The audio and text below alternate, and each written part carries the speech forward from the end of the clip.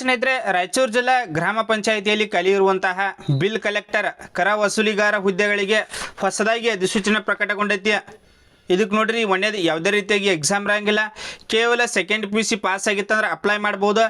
Second P U C percentage ಮೇಲೆ selection process ಇರ್ತೈತಿ.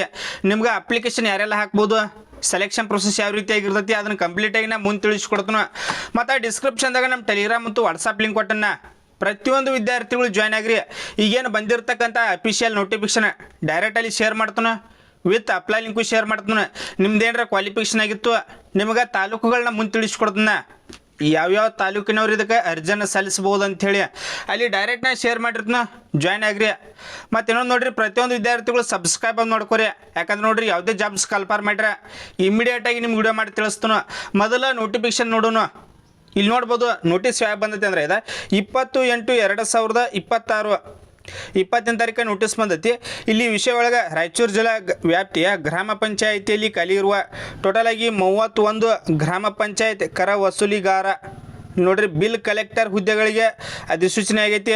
ಯಾವಾಗಂದ್ರೆ 20ನೇ ತಾರೀಕು ಅಧಿಸೂಚನೆ ಆಗೈತಿ. ಮತ್ತು ನೋಡ್ರಿ, ಅಪ್ಲಿಕೇಶನ್ ಕೂಡ ಈಗಾಗಲೇ ಸ್ಟಾರ್ಟ್ ಆಗಿರ್ತೈತಿ. ಅಪ್ಲಿಕೇಶನ್ ಕೂಡ ಹಾಕ್ಬೋದು. ಅಪ್ಲಿಕೇಶನ್ ನೋಡ್ರಿ, ಮೇಲ್ ಮತ್ತು ಫಿಮೇಲ್ ಇಬ್ಬರಿಗೂ ಕೂಡ ಅವಕಾಶ ಇದ್ದಿರ್ತೈತಿ. ಇಬ್ಬರು ಅಪ್ಲೈ ಮಾಡಿರಿ. ಟೋಟಲಾಗಿ 31 ವೇಕೆನ್ಸಿಗಳು ಖಾಲಿ ಅದಾವೆ.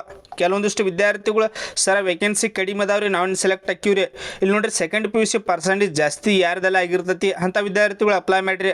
ಮತ್ತು ಇದ್ರ ಬಗ್ಗೆ ನಿಮ್ಗೆ ಏನಾದರೂ ಡೌಟ್ಸ್ ಇತ್ತಂದ್ರೆ ನೋಡ್ರಿ, ಕಮೆಂಟ್ ಸೆಕ್ಷನ್ ನಾನು ಇಟ್ಟಿರ್ತೀನಿ, ಕಮೆಂಟ್ಸ್ ಕೂಡ ಮಾಡ್ಬೋದು. ಇಲ್ಲಿ ಕ್ವಾಲಿಫಿಕೇಷನ್ ಒಳಗೆ ನೋಡೋದಾದರೆ ಇಲ್ಲಿ ಒಂದೇದ ಕನ್ನಡ ಒಂದು ವಿಷಯವನ್ನಾಗಿ ಪಿ ಯು ಸಿ ಅಥವಾ ತತ್ಸಮಾನ ಪರೀಕ್ಷೆಯಲ್ಲಿ ಉತ್ತೀರ್ಣರಾಗಿರಬೇಕು. ಇಲ್ಲಿ ನೋಡ್ರಿ, ಪಿ ಯು ಸಿ ಪಾಸ್ ಆಗಿತ್ತಂದ್ರೆ ಅಪ್ಲೈ ಮಾಡ್ಬೋದು.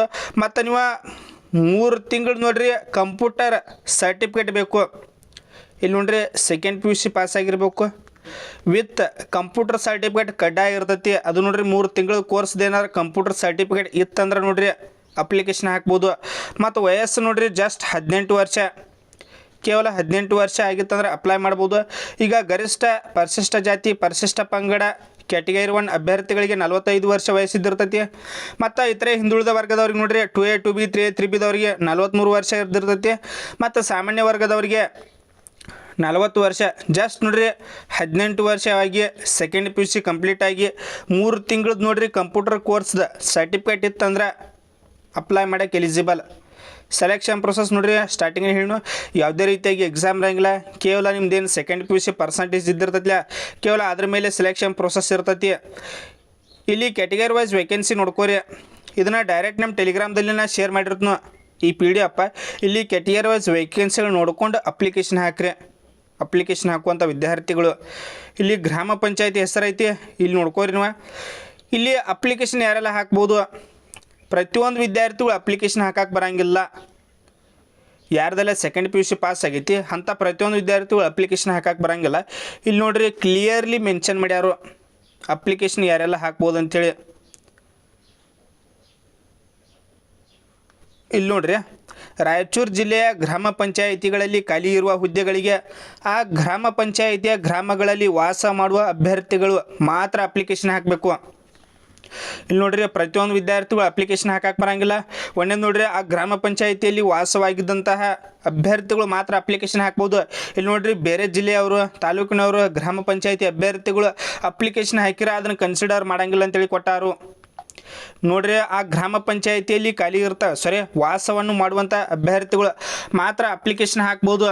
ಪ್ರತಿಯೊಂದು ವಿದ್ಯಾರ್ಥಿಗಳು ಅಪ್ಲಿಕೇಶನ್ ಹಾಕಕ್ಕೆ ಬರೋಂಗಿಲ್ಲ. ಮತ್ತು ಅಪ್ಲಿಕೇಶನ್ ಯಾವಾಗಿಂದ ಸ್ಟಾರ್ಟ್ ಆಗೈತೆ ಅಂದ್ರೆ 20ನೇ ತಾರೀಕು ಅಪ್ಲಿಕೇಶನ್ ಸ್ಟಾರ್ಟ್ ಆಗೈತಿ.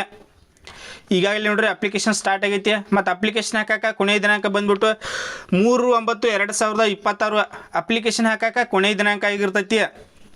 ಮತ್ತು ನೋಡ್ರಿ, ಅಪ್ಲಿಕೇಶನ್ ಚಾರ್ಜಸ್ ಬಗ್ಗೆ ಬರೋದಾದರೆ ಎಷ್ಟು ಅಪ್ಲಿಕೇಶನ್ ಫೀಸ್ ಇರ್ತೈತಿ ಅಂದ್ರೆ, ಈಗ ಸಾಮಾನ್ಯ ಅಭ್ಯರ್ಥಿಗಳಿಗೆ 500 ರೂಪಾಯಿ ಅಪ್ಲಿಕೇಶನ್ ಫೀಸ್.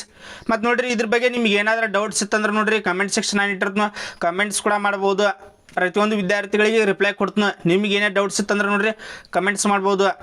ನೆಕ್ಸ್ಟ್ ನೋಡ್ರಿ, 2A 2B 3A 3Bದವ್ರಿಗೆ 300 ರೂಪಾಯಿ ಅಪ್ಲಿಕೇಶನ್ ಫೀಸ್.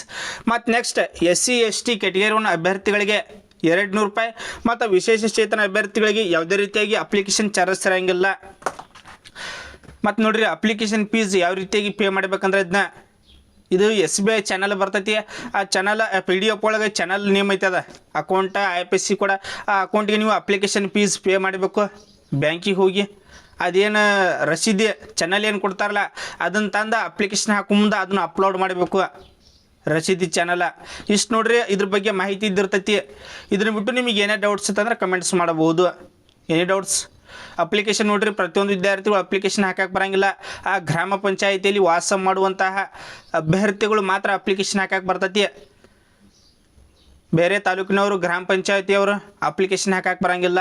ಆ PDF ಡೈರೆಕ್ಟ್ ನಮ್ಮ ಟೆಲಿಗ್ರಾಮ್ದಲ್ಲಿ ನಾನು ಶೇರ್ ಮಾಡಿರ್ತೀನಿ ನೋಡಿರಿ. ಪ್ರತಿಯೊಂದು ವಿದ್ಯಾರ್ಥಿಗಳು ಜಾಯ್ನ್ ಆಗ್ರಿ. ಲಿಂಕ್ ನೋಡಿರಿ ಡಿಸ್ಕ್ರಿಪ್ಷನಲ್ಲಿ ಕೊಟ್ಟಿರ್ತೀನಿ.